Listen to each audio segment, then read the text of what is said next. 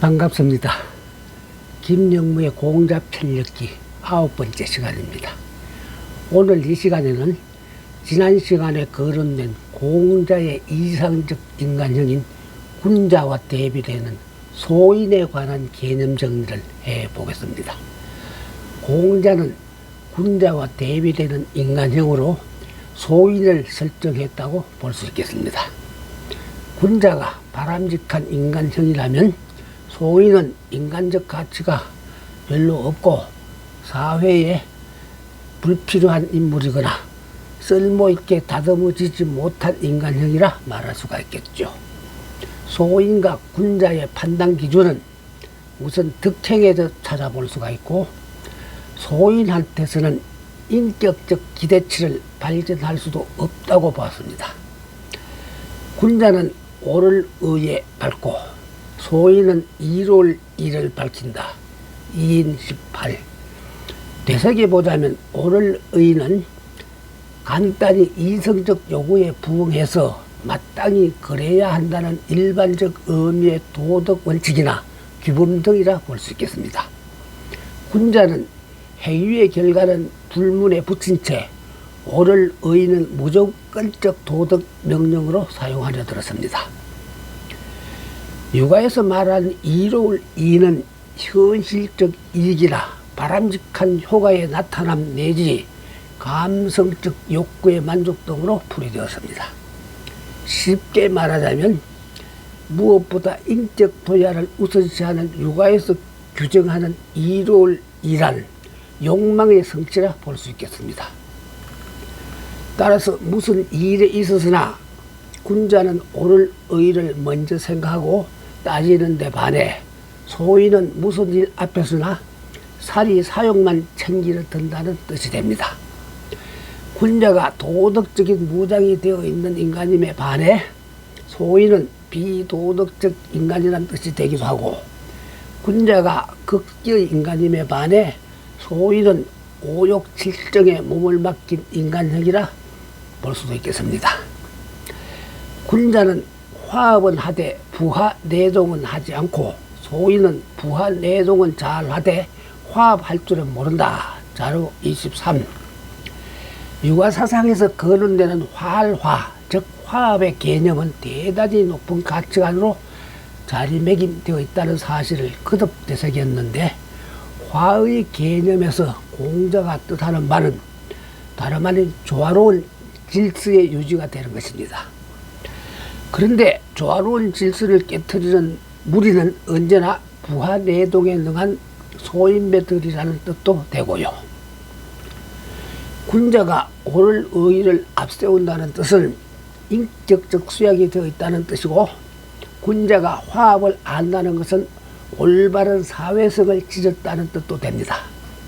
그에 비할 때 소인이 오를 의를 외면하고 이로울 이를 쫓는다는 것은 도덕적인 인격이 형성되지 못했다는 뜻도 되고, 소인은 부한 내동을 일삼는다는 말은 소인이야말로 반사회적 인간이라는 뜻도 됩니다. 소인들은 이른바 당이나 팔을 만들어 항상 사리사욕에 전념하기 바쁘다는 뜻도 되며, 사리사욕을 도모하기 위해 소인배들은 손쉽게 당이나 팔을 만들기도 하고 걸핏하면 흩어지기도 하는 이합집산에 아주 능하다는 말이 되기도 합니다. 공자가 자공에게 일러 말했다. 너는 군자다운 학자가 되고 소인다운 학자는 되지 말라. 옥냐 14. 아마 요즘 세상에서는 공자의 이 말이 가장 시적절한 지적이라 말할 수도 있을 것 같습니다. 왜냐하면 현실의 정치가들 중에서도 소인이 대부분을 차지하고, 법조인들 중에서도 소인이 태반이라 말할 수가 있고, 정제인들 중에서도 소인이 거지반이라 말할 수 있고, 학계나 예술계에서도 소인들만 날뛰는 것 같으니까요. 조선조 영조 때 실학자로 모름지기 학문이란 실제 사회에 유용한 것이어야 한다는 주장을 하면서 성호세설이란 저서를 남긴 이익은 소위 반사회적 사람들을 도둑들보다 더 고약하다는 의미로 좀벌레에 비유하려 들었습니다. 그리고 그 당시 극성을 부리는 좀벌레들을 6가지로 분류했는데, 공자에서 시각에서 보자면 그들이야말로 영락없는 소인의 전쟁이었습니다. 이익이 말한 육두, 즉 좀벌레 6가지는 다음과 같았습니다. 첫째, 노비. 이익은 노비들의 천박하고 무책임한 근성을 경멸하러 들었던 것입니다.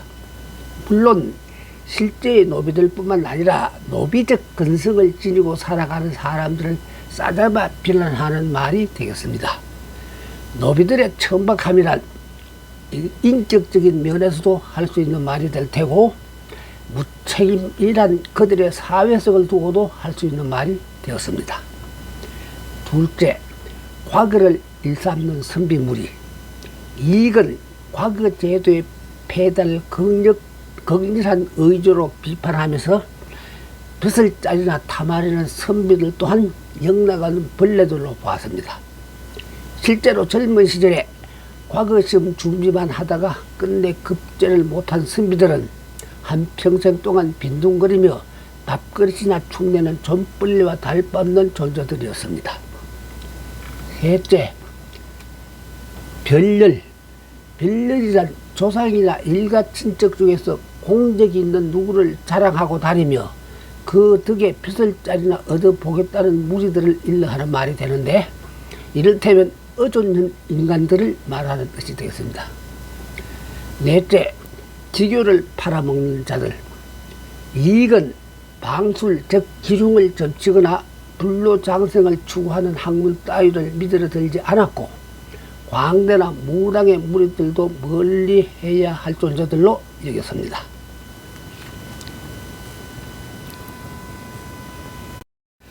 다섯째, 성녀. 그 당시에는 부역을 피하기 위해 입사를 한 사이비 스님들이 많았던 모양으로 이익은 그들 또한 당연히 반사회적 존재로 여겼습니다. 그의 또 다른 기록에서는 속된 선비는 성녀들보다 못하다면서 다음과 같은 4가지 사실을 서술해 놓기도 했습니다.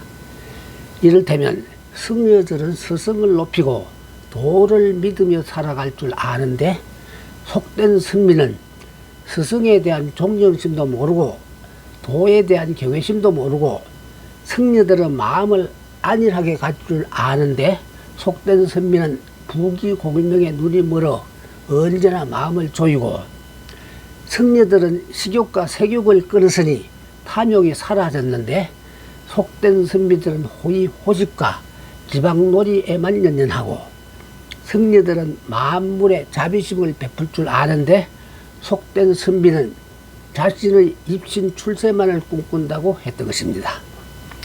6번째, 놀고 먹는 게으름뱅이들. 탐관 오리들의 자식들을 염두에 두고 한 말로 짐작이 됩니다. 집안이 공공하면 놀고 먹을 수 없는 일이 아니겠어요? 공자는 3가지의 두려움을 지녔으니 천명을 두려워하고 대인을 두려워하고 위대한 성인의 말을 두려워한다. 소인은 천명을 알지 못하고 대인을 업신여기며 성인의 말을 모욕한다. 계시 9. 여기에서 모름지기 하늘 무서운 줄 알라 하는 말이 나왔으리라 여겨지기도 합니다. 앞에서도 거론되었지만 육아의 하늘은 의지가 있고 도덕적 속성이 있는 인격신이 되었습니다. 종교적 관점에서 말을 하자면 육아 사상에서 말하는 인격신이란 곧 인간의 내면에 존재하는 신성이 될 것입니다. 물론 하늘의 의지와 도덕적으로 완벽한 위대한 성인의 의지와도 일치할 수는 없는 일이었습니다. 서양의 기독교에서 만약 신이 전지전능하고 그 의지가 사랑이라면 왜 인간 사회에 악이 존재할 수 있느냐 하는 의문 앞에서 신학자들이 몸살을 알아왔듯이 육아 사상에서도 가장 곤혹스럽게 생각했던 과제가 바로 그와 같은 문제였습니다.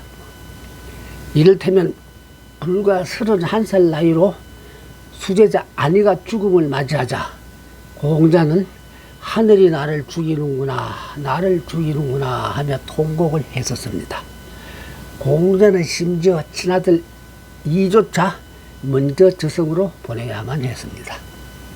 하늘의 뜻을 이른바 운명으로 받아들이기에는 너무나 무기력한 인간의 한계를 공자 또한 뼈저리게 느꼈다는 뜻이 될 것입니다.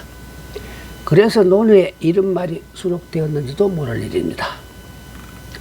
공자는 이론이에 관한 것과 천명에 관한 것과 의지인에 관한 것은 별로 말하지 않았다. 자한 1. 맹자 또한 천명에 관해서는 할 말이 없어 많은 한숨을 토했다는 기록을 남기기도 했습니다. 공자가 말하는 대인이란 요임금에 대한 찬양이었습니다. 공자가 생각했던 요임금은 숭고하고 광대하며 광의가 있으나 달리 표현할 길이 없어 대인으로 지칭했다고 했습니다. 그러니까 군자가 빛이라면 소인은 그늘에 해당되는 것입니다. 산업사회의 발달과 배금주의의 팽배 또는 이민득 혼란 등으로 인해 현재 우리 한국인은 그만 천민으로 전락하고 말았다는 소리가 여기저기서 들려오기도 합니다. 잘 먹고 잘 입고 좋은 집에서 도색잡지나 절지며 살면 되지 그까지 인격 인품이 무슨 대수냐 하는 생활 태도가 보편화되다시피 했는데 그러한 의식이 바로 우리들의 천민 의식이라 말할 수도 있겠습니다. 물론 현대 서양 문화의 특징이 이른바 장벽 허물기에 중심 해체 등에 의한 대중문화 전성기여서 귀족 의식이니 서민 의식이니 해서 인간의 격을 논하고 인간의 품석을 논한다는 사실 자체가 그만 시대에 뒤떨어진 복고주의로 탄받을지도 모를 일이긴 합니다. 그러나 직업이나 신분의 귀천은 있을 수 없다 하더라도 인간의 품격에 있어서는 분명 귀천이 있다고 봐야 하지 않을런지요. 왜냐하면 인간 혐오증이나 인간 기피증에 걸린 중환자가 아니라면 인간 존재의 존엄성이란 기본적인 가치관조차 거부할 수 없는 노릇이 될 테니까요.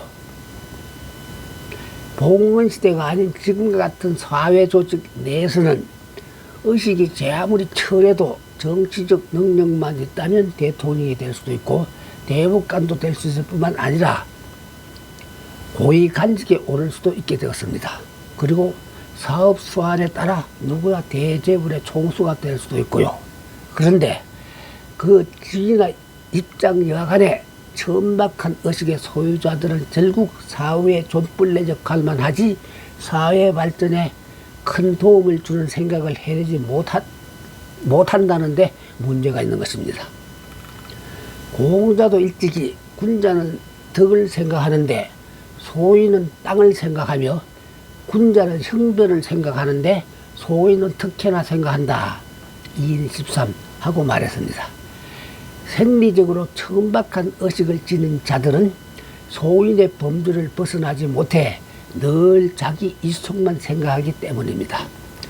예를 들면 의식이 천한 대통령이나 총리 등은 결국 부정축배자로 낙인시키고 의식이 천해서 기업윤리관도 확립하지 못한 기업인은 정정유착이나 일삼다가 끝내는 소목에 세고랑을 차기 마련이란 뜻이 됩니다. 그렇다면 사람의 인격이나 인품 등은 과연 어떤 방법으로 가늠할 수가 있단 말이 될까요? 중국에서는 전통적으로 시나 서예 또는 그림 등 밖으로 표현되는 언어나 작품들을 통해 그 작가의 인품을 논하러 들었습니다.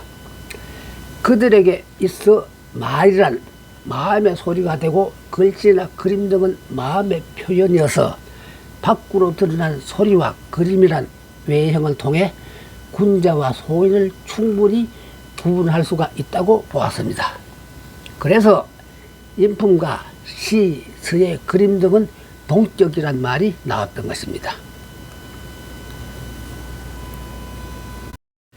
여기서 다시 짚고 넘어가야 할 일은 중국에서 사람 놓은 처신을 하려 들면 지난번 군자편에서도 거론되었듯이 시나 서예 등 기본적인 소양으로서 반드시 익히지 않으면 안 될 학가들이 두루 많았다는 사실입니다. 이 말은 단 한 줄의 시구도 읊조리지 못하는 무식한 사람을 두고 인격이며 인품을 논할 까닭은 아예 없다는 뜻이 되기도 하는 것입니다. 따라서 시품은 곧 그 시인의 인품과 같다는 논리가 일반론으로 통할 수가 있었습니다. 그러한 논리는 주익의 계사전에 나오는 다음과 같은 서술에 근거를 두고 있습니다.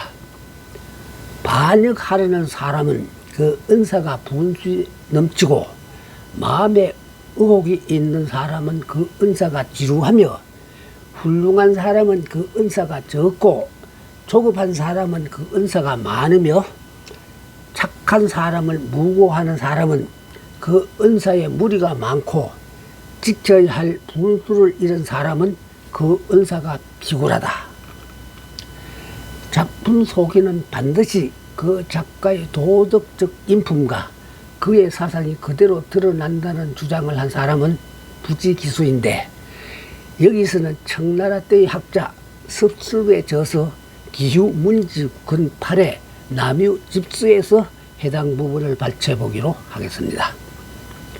시는 마음의 소리여서 마음을 떠나 나오지 않고 마음과 다르게도 나올 수가 없다. 공을 세워 이름을 크게 떨친 이는 결코 돌샘의 단박한 소리를 만들어낼 수가 없고 처신이 가벼운 사람은 또한 장중한 울림을 낼 수가 없다. 따라서 승려 도잠은 소박한 마음에서 우러난 말을 했고 이태백은 세속을 등지는 말을 많이 했으며 두보는 과활한 희망을 흥하게 하였고 소동파는 널리 형제의 말을 가르쳤다. 이와 같은 것들은 모두 마음의 소리가 되어 나타난 것이다. 그 마음이 이럴과 같으면 그 시에는 이럴과 같은 빛이 있고 그 빛이 이르는 곳에는 이르리 나타난다. 따라서 모든 시로서 그 사람이 나타나고 사람 또한 시로서 알 수가 있다. 만약 그 사람과 마음이 그렇지 못하면 열심히 억지로 조작하여 다른 사람을 속이고 세상을 속이는 말을 하더라도 일시나 일리는 속일 수 있어도 결코 천하와 후세는 속일 수가 없다. 그의 전지를 다 읽어보면 그의 추루함은 반드시 드러난다. 그 사람 내미 추루하면 그의 기운기도 반드시 고달플 것이니 어찌 그의 은사가 널리 떨칠 수가 있겠는가. 물론 시품이나 화품이 그 작가의 인품과 반드시 일치한다고만 볼 수 없다는 반론 또한 만만치 않다는 것이 사실이었습니다. 인품은 훌륭한데 그의 작품은 정편없는 졸작으로 나타날 수도 있는 일이고 그 반대의 경우도 흔히 볼 수가 있기 때문이었습니다. 그런 문제에 대해 섭섭은 대략 다음과 같은 세 가지 결론으로 말마감을 하려 들었습니다. 첫째, 개별적인 신뢰로서 보편적인 규율을 부정할 수가 없다는 것입니다. 간혹 작품과 그 작가의 품격이 딴판일 경우가 있긴 하지만 그런 현상은 특이한 예외로 봐야 마땅합니다. 둘째, 작가의 인품이 그의 전 작품에 반영된다고는 볼 수 없지만 그의 전체 작품과 그의 전 생애를 큰 눈으로 조망하고 보면 결국 작품의 격과 그 작가의 인품은 일치합니다. 사람을 속이고 세상을 속이는 말은 단지 한 사람이나 한 시대에만 가능할 뿐 천하와 후세를 속일 수는 없으며 그의 전지를 열람하면 그의 추루함은 반드시 드러난다는 말이 곧 그러한 뜻에 속합니다. 셋째, 작품의 심미 가치를 어디에 두느냐 하는 점이 문제이긴 하지만 적어도 유가의 경우에는 모든 작품에 내재된 도덕 인소를 중시하므로 시품과 작가의 인품은 동격이라는 논리가 성립되고 있습니다. 무한한 우연의 일치 같지만 서양의 경우에는 전쟁과 평화, 부활 등의 소설을 발표한 바 있는 러시아의 대문호 톨스토이가 육아의 예술론처럼 강력한 의조로 예술의 도덕성을 강조하려 들었습니다. 다음과 같은 그의 말이 바로 그런 뜻이 됩니다. 음식처럼 예술도 정말 중요하며 만약 예술의 임무가 다만 즐거움을 주는 것에 불과하다면 가치가 있을 수 없다. 예술의 진정한 가치는 건강과 개인과 사회에 기여하는 데 있다. 하기야 예술관이 다를 경우에는 또 다른 논리가 형성될 수도 있는 일일 테니 무조건적 단정만을 지을 수는 없을 것 같습니다. 다른 한편 소인을 거론하려다 보니 소시민이란 말도 연상이 되었는데 소시민이란 군자와 대비되는 인간으로 볼 수가 없겠습니다. 왜냐하면 소시민이란 개념 속에는 인간을 경제적 존재로 인식함이란 전제가 깔려있기 때문입니다. 이를테면 소시민의 사전적 의미가 부르주아 즉 자본가와 프롤레타리아 즉 임금 노동자의 중간에 위치하는 소상인 내지 봉급 생활자 등의 총칭이 되기 때문입니다. 시청해 주셔서 감사합니다. 다음 이 시간에는 공자사상의 거역자들을 한번 거론해 보겠습니다.